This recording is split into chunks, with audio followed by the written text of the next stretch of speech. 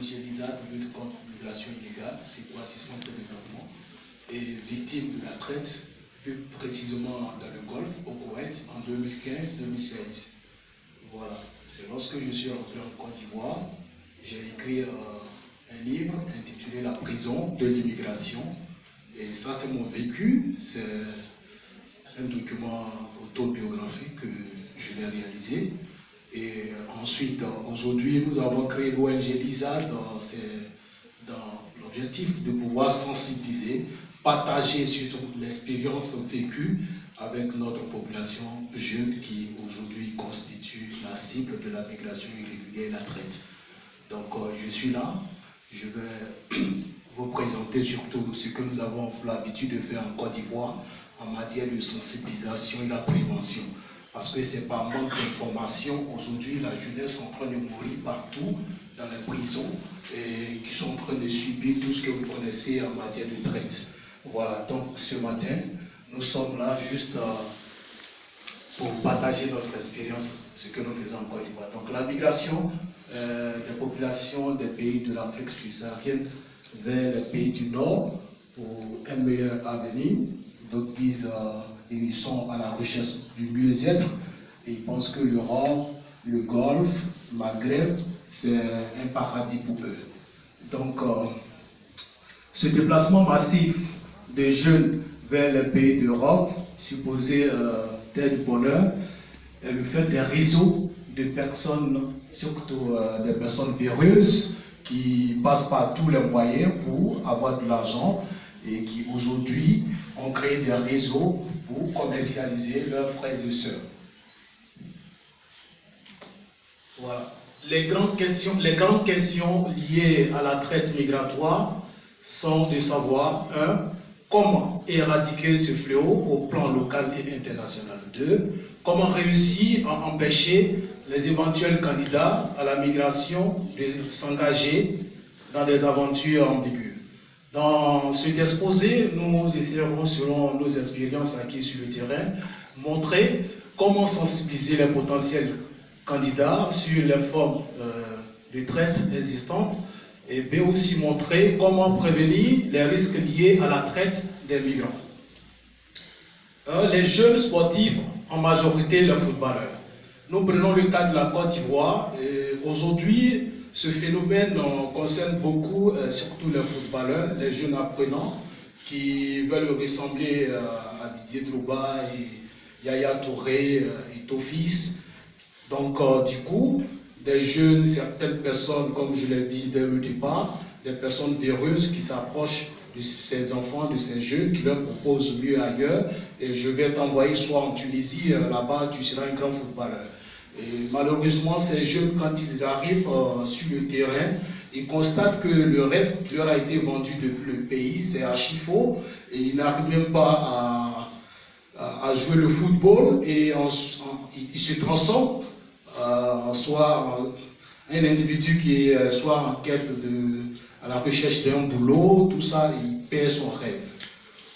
Deuxième point, les filles de ménage et les jeunes prétendants aux petits métiers.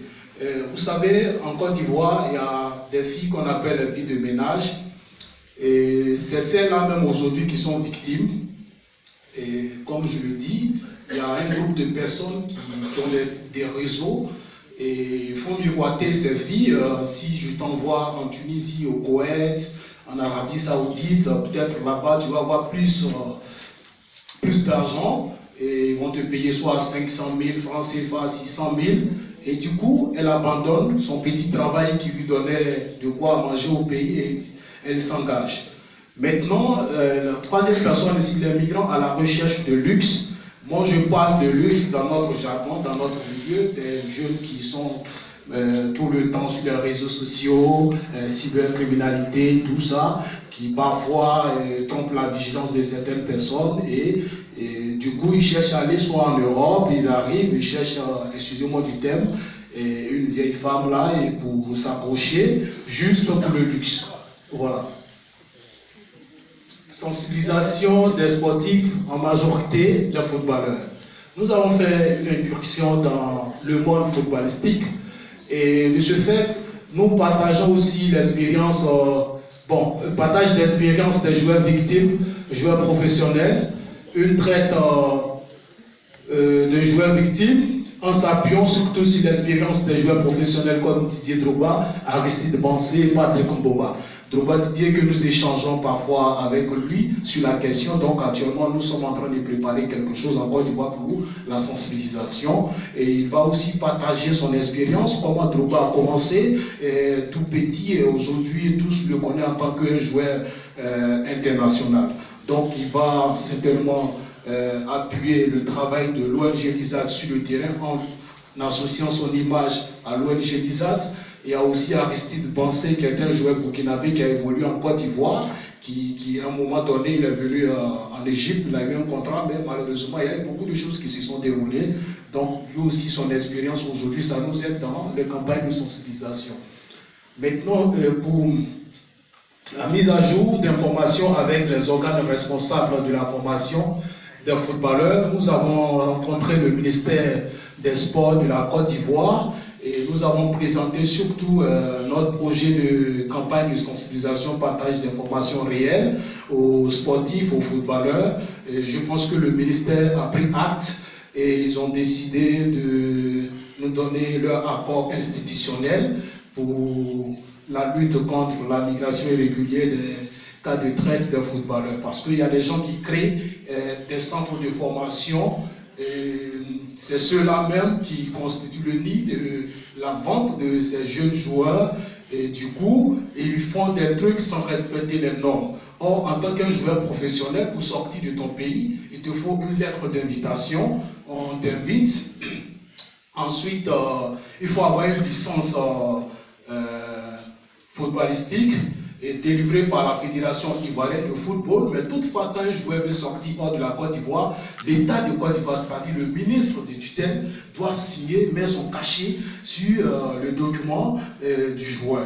Mais ce que nous constatons, les gens, ils sont dans des pays parfois, ils appellent, bon, j'ai un club ici qui peut te prendre, donc viens, tu vas venir jouer sans ces documents. Et quand la personne arrive, il se voit déjà victime de soit d'un acte ou un truc, et puis bon, parfois on lui dit il faut traverser l'eau. Nous avons aussi la Fédération ivoirienne de football, nous travaillons sur la question, nous avons mené des campagnes de sensibilisation avec la Fédération ivoirienne de football, et ensuite l'Union des clubs de football de Yopougon, UCFI, qui est aussi partenaire à l'ONG Lizard, ensuite la Direction technique nationale d'EDN, voilà. Voici quelques images de nos campagnes de sensibilisation au niveau de Yopougon, c'est des centres de formation jeunes, et nous passons surtout dans ces centres de formation, partager l'information. Nous, quand nous sommes sur le terrain, on leur dit quoi? Le paradis, ma patrie, c'est mon paradis. Je dis, ma patrie, vous répondez, c'est mon paradis. Ma patrie, c'est mon paradis. Non, c'est faible. Ma patrie, c'est mon paradis. Voilà. Et le paradis, c'est chez moi. Le paradis, c'est chez moi. Vous répondez, mon paradis, c'est chez moi. Mon paradis, c'est chez moi. C'est tout. Voilà. Donc, je continue. Donc, c'est dans ce sens que nous avons rencontré des migrants qui sont venus de la Libye et c'est des footballeurs qui sont passés par la Tunisie. Et les voilà, les quatre sont passés par la Tunisie et ils sont venus pour jouer le football. Malheureusement, ça n'a pas marché. À un moment donné, ils ont dit, mais et si on traversait? Ils se sont retrouvés en Libye, du coup, en prison. Ils sont retrouvés à l'aide de l'État de Côte d'Ivoire et l'OIM. Et les voilà. Voici des campagnes de sensibilisation que nous avons menées avec la Fédération ivoirienne de football. Oui, on continue. Et là aussi, c'est une conférence avec les footballeurs, les centres de formation. Et vous allez voir, il y a des anciennes gloires de Côte d'Ivoire, les grands footballeurs, entraîneurs. Voilà. Et ici, c'est dans une église, c'est dans une communauté chrétienne. Vous savez, aujourd'hui, ce phénomène-là, même les hommes de Dieu, parfois, sont touchés, sont concernés. Parce que je vais dire quoi? Ils ont le peuple qui les suit. Mais le message que tu véhicules, tu donnes chaque jour à tes fidèles, ça change aussi la mentalité. Et vous m'excusez du terme, parfois il y a des hommes de Dieu qui disent, tu vas voyager. Dieu m'a parlé, tu vas voyager, tu vas voyager. Aujourd'hui, il faut miroiter ces jeunes gens qui tombent dans ce piège. Il va voyager. Il voyage comment? Dieu t'a dit comment la personne va voyager, la condition dans laquelle la personne va se retrouver là-bas. Dieu t'a pas révélé tout ça. Mais continue ici, c'est dans une mosquée. Bon, c'était la nuit, donc excusez-moi l'image. Voilà, c'est dans une mosquée. Il faut aussi parler avec toutes les communautés, là où les gens se retrouvent. Continue. Bon, notre technique de sensibilisation utilisée souvent, c'est la causerie de groupe. Et les jeunes se retrouvent parfois dans les groupes, on appelle, chez nous, on appelle les grains. Bon, je sais qu'au Koweït, les gens disent Dawania ou bien quoi là, voilà. Ils se retrouvent où ils boivent le thé. Et chez nous, c'est comme ça. Les jeunes se retrouvent, on boit le thé, tout ça. Joe, j'ai un projet de voyage, je vais partir, tout ça. On m'a parlé de tel pays, là-bas c'est bon, il y a de l'argent, on joue le football là-bas, on peut avoir du travail, et c'est comme ça. Donc, on se met aussi dans la peau de ces jeunes, et on échange avec eux, on pose le problème, et puis on discute. Voilà, il y a aussi l'animation grand public, avec des témoignages et projections de films. Nous projetons des films pour qu'ils voient au moins le danger, les difficultés, les conséquences, tout ça. Donc, ensuite, la caravane mobile véhiculée pour faire un peu de tapage, de la musique. Quand la population entend la musique, ils disent mais il y a quoi? Qu'est-ce qui arrive? Donc on peut garer, mais en ce moment, véhiculer le message, on prêche les difficultés, les traites, tout ça, qu'ils sachent au moins ce qui se passe sur le terrain. Donc il y a aussi la marche pacifique contre la migration illégale en général. Et nous, chez nous, on a utilisé une façon de faire la chose, sensibiliser à partir du sport, une marche sportive pour la migration ou la traite, tout ça. Et tous, nous sommes dans les t-shirts, les messages, tout ça quand les gens voient. C'est impressionnant, mais en même temps, c'est le message qu'on fait véhiculer. Là, c'est à San Pedro. San Pedro, c'est une zone portuaire, c'est une ville, une commune portuaire. Aujourd'hui, quand on parle de la migration irrégulière, les jeunes de là-bas sont beaucoup concernés. Au départ, on disait que c'était Daloa. Mais aujourd'hui, San Pedro, les gens vont voir. Donc, nous avons le 11 septembre mené une activité que vous voyez. Là, c'est 2 ex-migrants de retour qui sont venus. Et nous les avons aidés à trouver au moins un boulot, mais en même temps, on les a intégrés dans notre équipe pour nous aider encore à diffuser le message. Et ils sont comme des relais. Là, c'est une conférence que nous avons animée dans une grande école à Abidjan, à Yopougon. Je pense que ce jour, nous avons rassemblé au moins 250 étudiants et élèves, voilà, qui ont suivi un peu. Voilà, les techniques de prévention utilisées, rencontre des radios de proximité. Nous utilisons beaucoup des radios de proximité. Voilà, et pour faire véhiculer le message, parce que parfois il y a des gens qui écoutent la radio, donc déjà avec le message, ça passe. Et organisation aussi de panels, partage avec des ONG dans le même domaine. Nous organisons beaucoup de panels dans les écoles. Dans les écoles, nous avons pu faire au moins une quinzaine comme ça. Dans les grandes écoles, même à l'université Félix Houphouët-Boigny d'Abidjan. Voilà. Aussi avec le roman, le livre intitulé La prison de l'immigration. Et je pense que c'est quelque chose qui est réel, c'est un vécu. Donc quand on donne déjà à quelqu'un, dès qu'il commence à lire, il comprend ce que c'est que la traite. Parce que moi j'ai été vendu. J'ai été vendu au Koweït. J'étais un esclave dans le désert au Koweït. J'ai subi beaucoup de choses.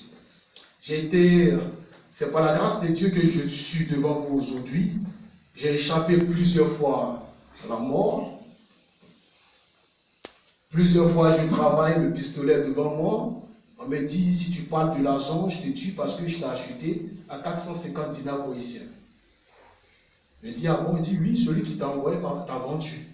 Donc, entre toi et moi, il n'y a pas fait d'argent. Tu parles à fait d'argent, je te tue.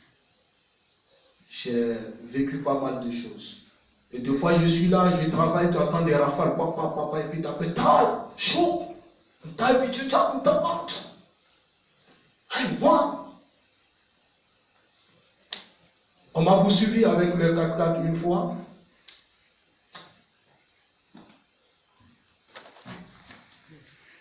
Je ne peux pas accepter aujourd'hui ce que j'ai vécu hier, que des Ivoiriens subissent les mêmes choses, les jeunes Africains subissent les mêmes choses. Aujourd'hui, je me suis porté comme un flambeau pour cette jeunesse, pour leur dire